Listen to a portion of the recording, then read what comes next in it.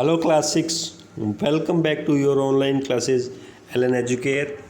और आज अपन हिंदी स्टडी करेंगे।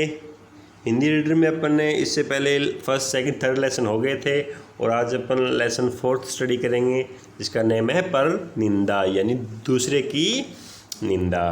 देखिए, साहित्य शास्त्रियों ने अरसों की संख्या 10 मानी है। कितनी मानी है? 10। समय बदल गया है, पुरानी मान्यताएं आउट ऑफ डेट होती जा रही है। एक साहित्य के विद्यार्थी ने से जब पूछा गया तुम्हें सबसे अच्छा रस कौन सा लगता है, तो उसने उत्तर दिया गन्ने का रस।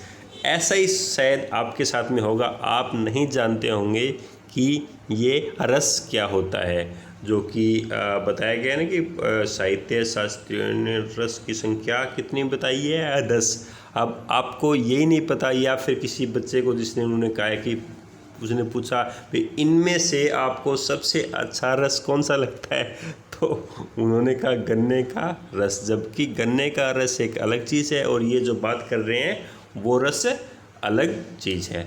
अध्यापक महोदय ने साहित्य में इस नए रस का नाम सुनकर चुप हो गए। इसी प्रकार यदि मुझसे पूछा जाए कि मुझे कौन सा रस सर्वश्रेष्ठ लगता है, तो मैं कहूँगा निंदा रस। ठीक है, सच पूछिए, सच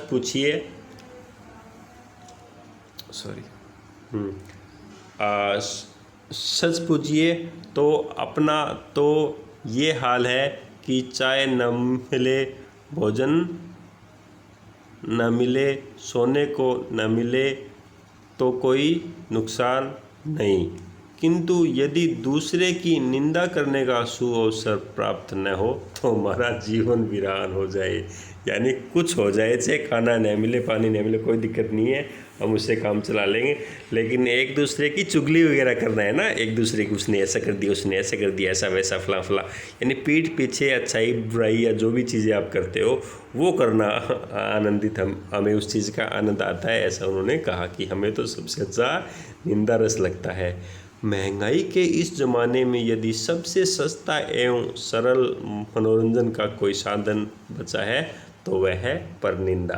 कि अगर महंगाई का ज़माना है, मूवी देखने जाओगे तो पैसे लगेंगे, या कोई भी आप गेम खेलने जाओगे, गेम खेलोगे मार्केट में तो उसके पैसे लगेंगे, लेकिन ये आपको सबसे सस्ता और सरल मनोरंजन है जिसमें आनंद आता है, वो क्या है? परनिंदा, दूसरों की बुराई, चुगली।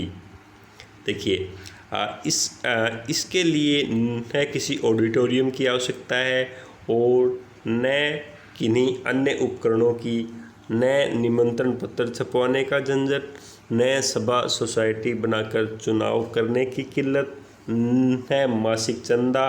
कम से कम एक श्रोता अवश्य चाहिए और आप निंदा रस का पूर्ण आनंद उठा सकते हो, है ना? देखिए,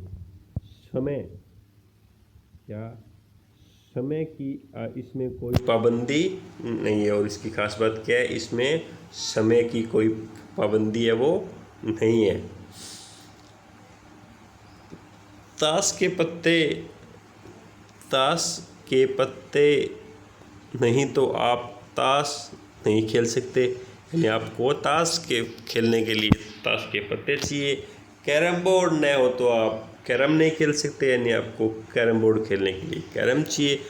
पर निंदा खेल में ऐसी कोई बाधा नहीं है, यानी आपको कुछ नहीं चाहिए। खेल में राजा और रंक का भेद नहीं माना जाता।